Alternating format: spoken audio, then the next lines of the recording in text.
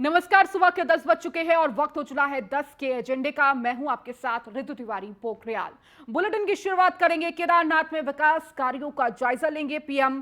पुनर्निर्माण कार्यों का वर्चुअली निरीक्षण करेंगे पीएम। तो केदारनाथ और बद्रीनाथ को लेकर वर्चुअल बैठक करेंगे। इसके साथ ही दूसरे चरण के कार्यों का वर्चुअल निरीक्षण करेंगे प्रधानमंत्री नरेंद्र मोदी।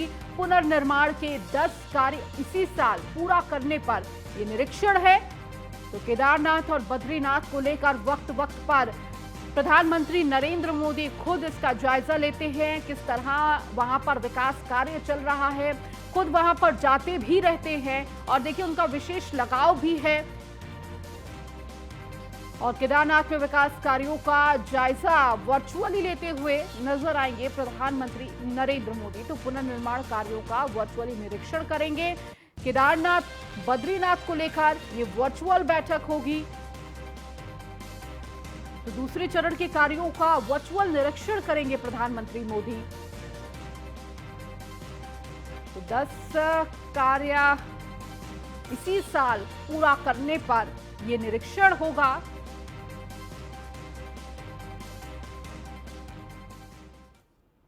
और अब खबर लखनऊ से, जहां 8 जोनल अधिकारी के खिलाफ जल्द हो सकती है कार्रवाई। गृह कर मामले में कर्मचारियों और अधिकारियों के खिलाफ शिकायती प्रकरण पर नगर विकास मंत्री ने संज्ञान लिया है। नगर विकास मंत्री ए.के. शर्मा ने मामले में जांच कर रिपोर्ट की तलब की है।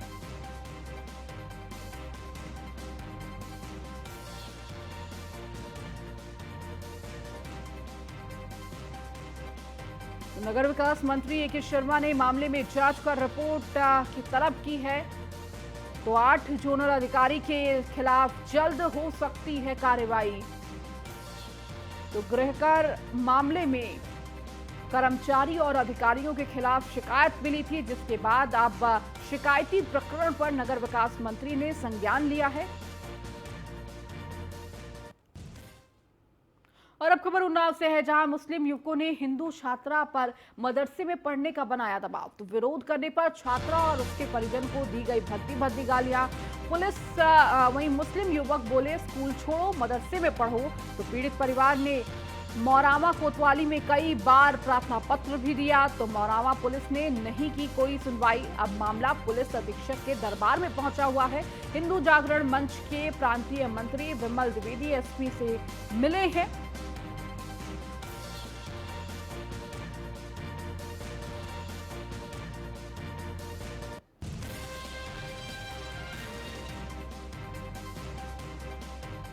थाना मोरावा अंतर्गत जो है लक्ष्मीखेड़ा के निवासी वाजपेयी जी हैं, उनकी पुत्रियों के साथ लगातार कई महीनों से छेड़छाड़ का मामला कई बार इन्होंने शिकायत की, लेकिन वहां प्रार्थना पत्र फाड़ के फेंक दिया जाता रहा। गत दिनों शनिवार को 17 तारीख को इन्होंने डीएम साहब और कप्तान साहब की मौजूदगी में पूर्वा में तहसील दिवस पर प्रार्थना पत्र दिया, जिस पर कप्तान साहब ने तत्काल कार्रवाई करने का आदेश दिया। और मैंने भी संबंधित थानाध्यक्ष से बात की और उन्होंने आश्वासन दिया कि हम जल्दी ही कार्रवाई इस पर कराएंगे। लेकिन उन्होंने पकड़ा तो, लेकिन सोमवार को उनको 151 का चालान करके छेड़छाड़ जैसी गंभीर धाराओं को हटाते हुए छेड़छाड़ का मुकदमा ना लिखकर उनको मात्र 151 में कार्रवाई करके उनको वहां से जमानत मिल गई और वो छूट गए। और फिर से लगातार वो जब घर लौट गए तो इनके परिवार में, क्योंकि वो लगभग 60 से 70 परिवार हैं और ये एक अकेला परिवार है, गाँव में रहता है। ये थाना और ज्यादा जानकारी के साथ नीरज हमारे संवाददाता हमारे साथ जुड़ चुके हैं। नीरज, ये पूरा मामला निकलकर सामने आया है, जहां एक छात्रा के साथ मुस्लिम युवक स्कूल छोड़ने को लेकर दबाव बना रहे हैं और कह रहे हैं मदरसों में पढ़िए। क्या कुछ ये पूरा मामला है और क्या संज्ञान इस वक्त पुलिस के द्वारा लिया गया है? देखिए, आपको बता दें, पहले ये कोई पहला मामला नहीं है, ये दूसरा मामला आया है, क्योंकि बिल्कुल इसी तरीके का एक मामला हसनगंज भी आ चुका है। लेकिन ये दूसरा एक सनसनीखेज मामला जो है मौरावा थाना क्षेत्र का आया है, जहां पर छात्रा स्कूल पढ़ने जाती है तो उसको कुछ मुस्लिम युवक जो हैं उसे दबाव बना करके लगातार उससे ये कहते हैं कि जिस स्कूल में तुम पढ़ने जा रही हो उस स्कूल को छोड़ करके जो है मदरसे को ज्वाइन करो। और इस बात को लेकर के जब वो छात्रा विरोध करती है तो उसको गाली गलौज करते हैं, लगातार उसके परिजनों को धमकाते हैं कि अगर यहाँ रहना है तो आपको मदरसे में पढ़ना पड़ेगा, वरना जो है इस गांव छोड़ करके आप लोग चले जाएं। इसको लेकर के लगातार स्थानीय थाने में जो है मौरावा थाने में कई बार प्रार्थना पत्र दिए गए, लेकिन चूंकि ये हीला हवाली थी और ये लापरवाही थी मौरावा थाना पुलिस की कि उसने 151 में चालान करके युवक को तत्काल छोड़ दिया। ये पूरा मामला अब एसपी के संज्ञान में आया है। एसपी ने इस मामले को गंभीरता से लेते हुए और इस मामले पर जांच कराने के लिए निर्देश दिए हैं। जी ठीक है नीरज, बहुत बहुत शुक्रिया इस जानकारी को देने के लिए। बढ़ेंगे आगे। पीएफआई के खिलाफ एनआईए और ईडी का बड़ा एक्शन देखने को मिला। देश के कई राज्यों में एनआईए और ईडी की छापेमारी हुई है। करीब 10 राज्यों में पीएफआई के ठिकानों पर यह रेड पड़ी है। तेलंगाना, केरल, बिहार समेत कई राज्यों में छापेमारी हुई है। पीएफआई के अध्यक्ष के घर पर भी यह छापेमारी की गई है। यूपी के कई जिलों में एनआईए की छापेमारी जारी है। लखनऊ के इंदिरानगर से संदिग्ध आतंकी गिरफ्तार भी हुआ है। एनआईए की 4 टीमें यूपी में कर रही है छापेमारी। लखनऊ, नोएडा, वाराणसी में एनआईए की ये छापेमारी है। तो पीएफआई से जुड़े 100 से ज्यादा लोग गिरफ्तार हुए हैं। तो बड़ी खबर आपको दे दें, पीएफआई को लेकर लगातार जिस तरह से विवाद बना हुआ था, अब एनआईए और ईडी की तरफ से ये लगातार छापेमारी देश के अलग अलग हिस्सों में किए जा रहे हैं। तो पीएफआई के खिलाफ एनआईए और ईडी का बड़ा एक्शन देखने को मिल रहा है। देश के कई राज्यों में एनआईए और ईडी की छापेमारी जारी है। तो करीब 10 राज्यों में पीएफआई के ठिकानों पर ये रेड पड़ी है और देखिए बड़ी संख्या में गिरफ्तारियां भी हुई हैं। तेलंगाना, केरल, बिहार समेत कई राज्यों में छापेमारी। तो यूपी के कई जिलों में भी एनआईए की ये छापेमारी जारी है। लखनऊ के इंदिरानगर से एक संदिग्ध आतंकवादी भी गिरफ्तार हुआ है। तो एनआईए की 4 टीमें यूपी में कर रही है छापेमारी। तो लखनऊ, नोएडा और वाराणसी में एनआईए की छापेमारी। तो पीएफआई से जुड़े 100 से ज्यादा लोग गिरफ्तार हुए हैं। तो पीएफआई को लेकर बड़ा एक्शन, एनआईए और ईडी की यह सख्त कार्रवाई देखने को मिली है। और ज्यादा जानकारी के साथ नीलेश चौहान हमारे संवाददाता हमारे साथ जुड़े हुए हैं। नीलेश, पीएफआई को लेकर एनआईए और ईडी की ये बड़ी कार्रवाई देखने को मिल रही है। देश के अलग अलग राज्यों में जिस तरह से अभी ये छापेमारी जारी है, तो वहीं उत्तर प्रदेश के भी कई हिस्सों में छापेमारी की गई है और ये भी एक खबर सामने आई है कि एक आतंकी की गिरफ्तारी भी हुई है। देखिए, बिल्कुल आपको बता दूं कि पीएफआई की फंडिंग को लेकर देश के करीब 10 राज्यों में एक साथ एनआईए और ईडी की छापेमारी चल रही। मैं इस समय इंदिरानगर में मौजूद हूं। इसी मकान से जो संदिग्ध वसीम है उसको गिरफ्तार किया गया है। एनआईए की टीम करीब देर रात यहां पहुंची थी, जिसके बाद छापेमारी हुई और जो वसीम है उसको इसी मकान से गिरफ्तार किया गया है। वहीं अगर हम पूरे देश भर की बात करें तो आंध्र प्रदेश से अभी तक 5 लोगों को गिरफ्तार किया गया है, असम से 9 लोगों को, दिल्ली से 3 लोगों को, कर्नाटक से 20 लोगों को, केरला से 22 लोगों को, मध्य प्रदेश से 4 लोगों को, महाराष्ट्र से 20 लोगों को, पांडुचेरी से 3 लोगों को, राजस्थान से 2 लोगों को, तमिलनाडु की अगर हम बात करें तो 10 लोगों को और उत्तर प्रदेश के अलग अलग हिस्सों की बात करें तो करीब 8 लोगों को अभी तक गिरफ्तार किया जा चुका है। और यहाँ तमाम लोग हैं, हम इनसे भी बात करने का प्रयास करेंगे। अपने सहयोगी साहब से कहूँगा वो तस्वीरें दिखाएं कि ये देख सकते हैं कि ये वो मकान है जो अंदर से बंद है। इसी में वसीम रुका हुआ था। वसीम की वो एनआईए की टीम यहाँ से लेकर जा चुकी है और आप देख सकते हैं कि ऊपर जो एसी के बगल में पेपर रखा हुआ है वो भी उर्दू में लिखा हुआ पेपर है। तो कहीं ना कहीं अगर हम बाहर की तस्वीरें दिखाएं तो छोटे बड़े जो स्लीपर्स हैं वो पड़े हुए हैं। तो इसको देखकर ये अंदाजा लगाया जा सकता है कि अंदर अभी कई लोग मौजूद हैं, लेकिन इस पूरे प्रकरण पर कोई कुछ बोलने को तैयार नहीं है। कहीं ना कहीं एनआईए और ईडी की एक साथ जब छापेमारी पूरे देश के 10 राज्यों में चल रही है और 106 लोगों को अभी तक गिरफ्तार करने की जो सूचना मिल रही है उसको देखा जाए और लखनऊ की बात करें तो लखनऊ से 2 संदिग्धों को गिरफ्तार किया गया है और अभी भी उत्तर प्रदेश के अलग अलग हिस्सों में ये छापेमारी चल रही है। यहाँ के स्थानीय लोग हैं, इनसे बात करने का प्रयास करेंगे कि वसीम को क्या इन्होंने कभी देखा था या नहीं देखा था, क्या पूरा मामला रहा है। तो तमाम चीज़ों को लेकर लगातार जो है यहाँ पर एनआईए की टीम जब पहुंची थी तो उसने छापेमारी की है जहां से संदिग्ध वसीम को गिरफ्तार किया गया है। उसके अलावा अगर हम बात करें तो लखनऊ के एक हिस्से से और एक संदिग्ध को गिरफ्तार किया गया है। पूरे उत्तर प्रदेश की बात करें तो करीब अभी तक 8 लोगों को एनआईए और ईडी की टीम ने गिरफ्तार किया है। ये देर रात जब छापेमारी शुरू हुई, दिल्ली की बात करें तो दिल्ली में भी कई लोगों को गिरफ्तार किया गया है। साथ ही साथ असम, अरुणाचल प्रदेश, मध्य प्रदेश, महाराष्ट्र, इन तमाम जगहों से इससे पहले भी जब एनआईए की छापेमारी हुई है तो इन तमाम प्रदेशों से संदिग्धों को गिरफ्तार किया गया है। जब उनसे पूछताछ हुई है, पूछताछ के बाद जो है तमाम ऐसे लोगों के नाम सामने आए थे जिनके बाद उत्तर प्रदेश में छापेमारी हुई थी। ठीक वैसा ही एक बार फिर माहौल उत्तर प्रदेश के अंदर दिखाई दे रहा है। यहाँ के स्थानीय लोगों से हम बात करने का प्रयास करेंगे कि आखिर स्थानीय लोग क्या कुछ कहते हैं। तमाम लोग यहाँ पर खड़े हुए हैं, हम इनसे बात कर लेते हैं। आप यहीं रहते हैं? आप कोई हालांकि ये लोग बोलने को तैयार नहीं है। एक व्यक्ति है जो यहाँ पर बोल रहे हैं, हम इनसे बात करेंगे कि क्या कुछ प्रकरण रहा, कब वसीम को गिरफ्तार किया गया, वसीम कब से यहाँ रह रहा था, जो कि संदिग्ध है जिसको एनआईए की टीम ने गिरफ्तार किया है। और आपसे जानना चाहेंगे कि वसीम कब से यहाँ रह रहा था, क्या मामला? वसीम तो यहाँ बचपन से रह रहा है। मामला क्या है ये तो हम लोग को भी चौंकाने वाला है, क्योंकि हम लोग जहाँ तक जानते हैं बचपन में से ही हम लोग देख रहे हैं उसको, जो है पूरी फैमिली को। ये लोग ट्रेलिंग काम करते थे जो है, और पूरा परिवार ट्रेलिंग के ही काम से अपनी जीविका चला रहा था जो है इनकी भूतनाथ में दुकान में भी है, तो वहाँ से भी काम अपना कर रहे थे। घर से भी, घर में ही पूरा परिवार लगा रहता था। अब इधर 15 साल तक मैं नहीं रहा हूँ इस क्षेत्र में। अब इस 15 सालों में क्या एक्टिविटीज़ हुई है तो भाई मैं नहीं बता सकता। वसीम के परिवार में कौन है, कितने भाई बहन है, माँ बाप हैं? बहन है एक, और माँ बाप हैं, सब लोग रहते हैं। और मकान उन्हीं का ही है, नहीं कि रेंट का है।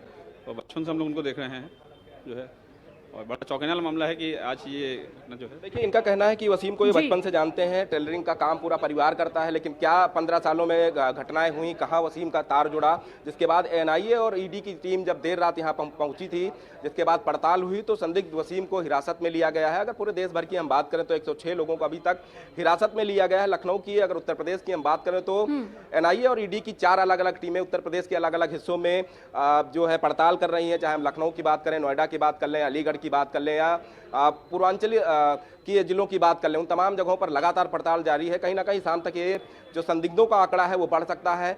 कहीं ना कहीं पीएफआई की जो फंडिंग हो रही थी उसको लेकर ईडी और एनआईए की संयुक्त टीमें आज जो है ये छापेमारी करने अलग अलग हिस्सों में निकली हैं, क्योंकि पीएफआई की अगर हम बात करें तो देश विरोधी गतिविधियों में हमेशा इनका नाम रहा है। और तमाम ऐसे आतंकियों को जब गिरफ्तार किया गया तो कहीं ना कहीं उनके फंडिंग का जो काम था पीएफआई की तरफ से किया जा रहा था। तो ऐसे में जब 106 लोगों को देश भर से गिरफ्तार किया गया है तो उनमें से जब उनसे कड़ाई से पूछताछ होगी तो तमाम और नाम बेनकाब होंगे। कि लखनऊ से इससे पहले हमने देखा था कि चाहे वो पुराना लखनऊ का इलाका हो, दुबग्गा हो, या फिर डालीगंज का क्षेत्र हो, वहां से कई संदिग्धों को गिरफ्तार किया गया था जो अभी भी जेल में है। उनकी जो रिहाई को लेकर अर्जी डाली गई थी उसको भी कोर्ट ने खारिज कर दिया था। अब एक बार फिर से लखनऊ से 2 संदिग्धों को गिरफ्तार किया गया है। अब देखना होगा कि ये जो 2 संदिग्ध गिरफ्तार हुए हैं इनकी निशानदेही पे क्या कुछ और लोग गिरफ्तार हो सकते हैं, कुछ और इनके सहयोगी हो सकते हैं, क्योंकि एनआईए तभी ऐसे लोगों को गिरफ्तार करती है जब उसके पास पर्याप्त सबूत होते हैं, साक्ष्य होते हैं। और ईडी जब इस पूरे प्रकरण में शामिल है तो कहीं ना कहीं फंडिंग का मामला रहा होगा, इनके बैंक खातों को चेक किया गया होगा, या फिर इनके जो सोशल मीडिया अकाउंट होंगे उनको चेक किया गया होगा। उन तमाम साक्ष्यों के आधार पर एनआईए और ईडी की संयुक्त टीम यहाँ पर पहुंची थी, जिसके बाद सुबह करीब 8 बजे वसीम को हिरासत में लिया गया है। दूसरे हिस्से से एक व्यक्ति को और हिरासत में लिया गया है। अब देखना होगा कि उत्तर प्रदेश में अभी तक जो हिरासत में लिए गए संदिग्ध लोग हैं उनकी संख्या 8 है, शाम तक कितनी पहुंचती है। फिलहाल अगर हम देश भर की बात करें तो एक साथ जब छापेमारी हुई है पीएफआई की फंडिंग को लेकर तो कहीं ना कहीं पूरे देश में हड़कंप मचा हुआ है। बिल्कुल नीलेश, और देखिए इस गिरफ्तारी से भी कहीं ना कहीं अब उम्मीद ये की जा रही है कि इस गिरफ्तारी के बाद शायद कुछ ऐसे साक्ष्य मिले जिससे और जो तार जुड़े हुए हैं उसका पता चल सके। नीलेश, आप उस घर के नीचे मौजूद हैं, आप जिन लोगों से बात कर रहे हैं उन्होंने बताया कि बचपन से उन्होंने उस व्यक्ति को देखा है, उन्हें बड़ा होता हुआ देखा है, किस तरह परिवार शुरू से वही रह रहा है। इस तरह की जब खबर मिली, ऐसी स्थिति मिली कि इस तरह संदिग्ध पाया गया है तो कहीं ना कहीं सवालों के घेरे में हर किसी के मन में होगा कि आखिर जिसे हमने बचपन से देखा, जिसे हमने जाना, क्या इनपुट एनआईए को मिला कि जिसके आधार पर यहाँ पर छापेमारी हुई और किस आधार पर उसे गिरफ्तार करके ले जाया गया, क्या कुछ जानकारी दी गई है? देखिए, बिल्कुल आपको बता दूं कि अगर लोकल पुलिस किसी को हिरासत में लेती है, गिरफ्तार करती है तो कहीं ना कहीं वो मामला अलग होता है, लेकिन जब एनआईए जैसी जांच एजेंसी किसी व्यक्ति को हिरासत में लेती है तो जरूर उसके पास पुख्ता सबूत होते हैं। उसी सबूतों के आधार पर किसी व्यक्ति को एनआईए और ईडी की टीमें हिरासत में लेती हैं, उससे पूछताछ करती हैं। ये जो घर आपको तस्वीरों में हम दिखा रहे हैं ये वसीम का पुश्तैनी घर बताया जा रहा है। पूरा परिवार जो है टेलरिंग का काम करता है, लेकिन जिस व्यक्ति से हमने अभी बात की उनका कहना था कि 15 साल हो गए वो इस मोहल्ले को छोड़े हुए। 15 सालों में क्या कुछ ऐसा घटा कि जिसके कारण वसीम जो है समाज से डाइवर्ट होकर पीएफआई से जुड़ा या कुछ ऐसे लोगों से जुड़ा जो देश विरोधी गतिविधियों में लिप्त थे या आतंकियों को संरक्षण देने वाले थे। उन तमाम चीज़ों को लेकर एनआईए और ईडी की संयुक्त टीमें यहाँ पर पहुंची थी। आप देख सकते हैं कि ये 3 माले का ये घर है। घर के बाहर की अगर हम बात करें तो करीब 3 से 4 जोड़ी स्लीपर्स पड़े हुए हैं। इससे ये अंदाजा लगाया जा सकता है कि कुछ महिला और पुरुष घर के अंदर मौजूद है। हालांकि घर को अंदर से बंद किया गया है, कोई भी घर के बालकनी में दिखाई नहीं दे रहा है। उसके अलावा घर के बाहर अगर हम जहां पर एसी लगा हुआ है उसके ठीक बगल में देखें तो एक जो है पुराना न्यूज़पेपर रखा हुआ है जो कि उर्दू में है। तो कहीं ना कहीं उन तमाम चीज़ों को लेकर जब एनआईए की टीम यहाँ पर पहुंची थी और वसीम को हिरासत में लिया गया है, तो जाहिर सी बात है हिरासत में लिया गया है तो उनसे क्या पूछताछ भी अगल होगी। बगल किसी पड़ोसी से बात हो पाई है कि किस तरह इस पूरे मामले को लेकर, मतलब वसीम का जो जिक्र हो रहा है, जो गिरफ्तारी हुई है, क्या कुछ संदिग्ध ऐसी चीजें थी जो आस पड़ोसी वाले भी इस बारे में क्या कह रहे हैं? देखिए, अगर हम आस पड़ोस की बात करें तो आस पड़ोस का कोई भी व्यक्ति कुछ बोलने को तैयार नहीं है और साथ ही साथ लोग अपने घरों के बाहर खड़े हैं, लेकिन जब उनसे पूछा जाता है कि आप यहीं रहते हैं या यहाँ के रहने वाले हैं तो लोगों को साफ तौर पे कहना होता है कि हम यहाँ नहीं रहते हैं। आप देख सकते हैं जैसे तस्वीरों में बाहर से लोग नहीं आए होंगे, यहीं अगल बगल गली मोहल्ले के होंगे, लेकिन इनमें से कोई भी बोलने को तैयार नहीं है। क्या ये वसीम को जानते हैं या नहीं जानते हैं या फिर ये बोलना नहीं चाहते हैं। फिलहाल अगर हम यहाँ की बात करें तो तस्वीरें दिखाएंगे कि ऊपर देखें कि एक व्यक्ति नीलेश, आप लगातार जुड़े रहिए हमारे साथ। निशांत भी जुड़ चुके हैं नोएडा से। निशांत, नोएडा में भी एनआईए की तरफ से, ईडी की तरफ से छापेमारी की जा रही है, क्या कुछ जानकारी? देखिए रितु, जिस तरीके से देखा जा रहा है कि केंद्रीय और प्रदेश की जो एजेंसी हैं वो लगातार छापेमारी कर रही हैं और साफ तौर पर जो खुफिया इनपुट के आधार पर ये पीएफआई से जुड़े लोगों के खिलाफ ये छापेमारी की जा रही है। सबसे बड़ी बात है कि लगातार जिस तरीके से प्रदेश के अंदर लखनऊ, नोएडा, वाराणसी और कैराना से जो छापेमारी की सूचना साफ तौर पर देखी गई है, जिसमें लगभग देश के 13 राज्यों में लगातार छापेमारी चल रही है और सबसे बड़ी ये छापेमारी देखी जा रही है पीएफआई से जुड़े जो है लगभग अब तक 100 से ज्यादा लोगों को गिरफ्तार कर लिया गया है। हालांकि अभी नोएडा में भी सूचना ये मिल रही है कि इसमें भी पीएफआई से जुड़े लोग जो हैं उनकी भी गिरफ्तारी की सूचना, छापेमारी की बात सामने आ रही है। लगातार जो है प्रदेश के अंदर जो एटीएस है वो भी छापेमारी कर रही है, ईडी भी छापेमारी कर रही है, जो केंद्र की एजेंसी है वो भी छापेमारी कर रही है, एनआईए की भी छापेमारी कर रही है। तो कहीं ना कहीं देखा जाए ये देश के अंदर एक बड़ी छापेमारी देखी जा रही है। जिस तरीके से साफ तौर पर खुफिया इनपुट के आधार पर लगातार जो एजेंसियां हैं वो कहीं ना कहीं एक बड़ा एक्शन ले रही हैं और लगातार जो ताबड़तोड़ है देश के 10 से अधिक राज्यों में लगातार छापेमारी की जा रही है। जी बिल्कुल निशांत, क्या कुछ जानकारी मिल पा रही है? क्या छापेमारी अभी भी नोएडा में जारी है? गिरफ्तारियां भी हुई है, 106 से ज्यादा लोगों की गिरफ्तारी भी हुई है जो संदिग्ध पाए गए हैं। क्या नोएडा की तरफ से कितनी संख्या में अगर वहां से गिरफ्तारी हुई है क्या? हाँ देखिए, नोएडा में अभी साफ तौर पर देखा जाए, अगर ऑफिशियल देखा जाए तो अभी छापेमारी चल रही है, छापेमारी की सूचना मिल रही है, लेकिन अभी गिरफ्तारी किसी की नहीं सामने आ रही है। लेकिन जिस तरीके से देखा जाए नोएडा के साथ साथ अन्य प्रदेश के अंदर, उत्तर प्रदेश के कैराना की बात करी जाए, वाराणसी की बात की जाए, लखनऊ की बात की जाए, उनके अंदर जो है कहीं ना कहीं पीएफआई से जुड़े जो लोग हैं कहीं ना कहीं उनसे अब गिरफ्तार करने के बाद, हिरासत में लेने के बाद उनसे पूछताछ की जा रही है। अब साफ तौर पर एक बड़ी कार्रवाई देखने को मिल रही है। प्रदेश और देश की एक बड़ी कार्रवाई है, चाहे हम अन्य जनपदों की बात की जाए, अन्य स्टेटों की बात की जाए, तो कहीं ना कहीं लगभग देश के 13 स्टेटों के अंदर ये छापेमारी की जा रही है और लगातार ये ताबड़तोड़ कार्रवाई है जिसमें एनआईए और एटीएस और ईडी लगातार छापेमारी कर रही है। बिल्कुल निशांत, और देखिए ये जो छापेमारी का दौर है, एक बड़ा एक्शन देखा जा रहा है पीएफआई के खिलाफ, किस तरह से ये एक्शन किया जा रहा है और जिस तरह से ये छापेमारी चल रही है, माना जा रहा है कि कई और लोगों को गिरफ्तार किया जा सकता है, हिरासत में लिया जा सकता है, क्योंकि 10 राज्यों में ये पूरे छापेमारी की प्रक्रिया चल रही है। एक बड़ा एक्शन एनआईए और ईडी की तरफ से लिया जा रहा है और देखिए सबसे बड़ी चोट है पीएफआई पर। और इस वक्त लखनऊ से भी एक संदिग्ध की गिरफ्तारी हुई है, वसीम नाम बताया जा रहा है और इंदिरा नगर का रहने वाला है लखनऊ के, और वहां पर लगातार हमारे सहयोगी भी जुड़े हुए हैं जो लगातार वो तस्वीर दिखा रहे हैं कि किस तरह से वहां पर संदिग्ध को गिरफ्तार किया गया। लेकिन उसके बाद अब हर किसी के मन में सवाल है, क्योंकि पहले से ही लोग कहीं ना कहीं जानते थे उस परिवार को। तो यूपी में एनआईए और एटीएस की छापेमारी चल रही है। एनआईए एटीएस की 4 टीमें यूपी में कर रहे हैं छापेमारी। तो लखनऊ, नोएडा और वाराणसी में ये छापेमारी जारी है। तो इंदिरा नगर से 2 संदिग्ध को हिरासत में लिया गया है। तो यूपी में 10 लोगों के हिरासत में लिए जाने की खबर है। तो यूपी में एनआईए और एटीएस की छापेमारी चल रही है। तो 2 संदिग्धों को हिरासत में लिया गया है लखनऊ से। तो वहीं आपको बता दें, नोएडा, लखनऊ, वाराणसी में यह छापेमारी जारी है। इंदिरा नगर से 2 संदिग्ध हिरासत में लिए गए हैं। अब एनआईए उनसे पूछताछ करेगी और लगातार ये जानने की कोशिश करेगी कि क्या पीएफआई से उनका कनेक्शन है, किस तरह से और लोग इससे जुड़े हुए हैं।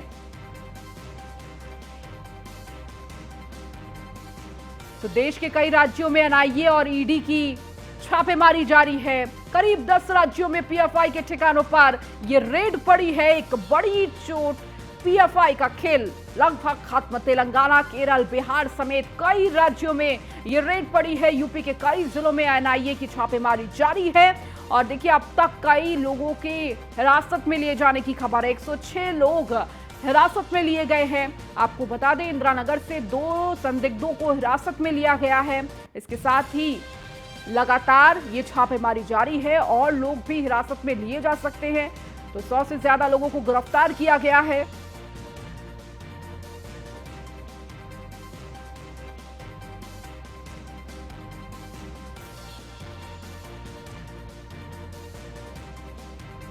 और ज्यादा जानकारी के साथ संतोष ओझा हमारे साथ वाराणसी से जुड़ गए हैं। चूंकि नोएडा, लखनऊ और वाराणसी में ये छापेमारी देखने को मिल रही है। संतोष, क्या कुछ अपडेट अभी वहां से? देखिए, निश्चित तौर पे ये कहा जा सकता है कि ये एक जंग है आतंकवाद के खिलाफ, आतंकवाद के, टेरर के खिलाफ जो फंडिंग है उसके। टीम की बात करें, जांच टीम की बात करें, ये गुपचुप तरीके से यहाँ पे पहुंचे थे और अपने जांच की कार्रवाई को, या ये कहा जाए कि जांच की कार्रवाई को गति दे रहे हैं। सबसे बड़ी जो बात देखी जा रही है वो ये कि पूरी तरीके से इस मामले पे न केवल गंभीरता दिखाई जा रही है, बल्कि ये कहा जाए कि गोपनीयता का भी पूरा साथ लिया जा रहा है। अधिकारी बोलने के लिए तैयार नहीं है, लेकिन जो सूत्र बता रहे हैं वो ये है कि बड़ी बाजार और बजटियां जो ऐसे जगह हैं जहां पे छापेमारी की कार्रवाई चल रही है। लेकिन अधिकारियों की यदि बात करें तो एक अपुष्ट खबर के अनुसार 2 लोगों को अभी तक संदिग्ध मानकर अपने हिरासत में लेने की बात है। उनसे पूछताछ की जा रही है। अब देखने की बात होगी कि आखिर अधिकारी कब सामने आते हैं और इन बात को पुष्ट करते हैं, या फिर ये केवल अपुष्ट खबर ही बनी रहती है।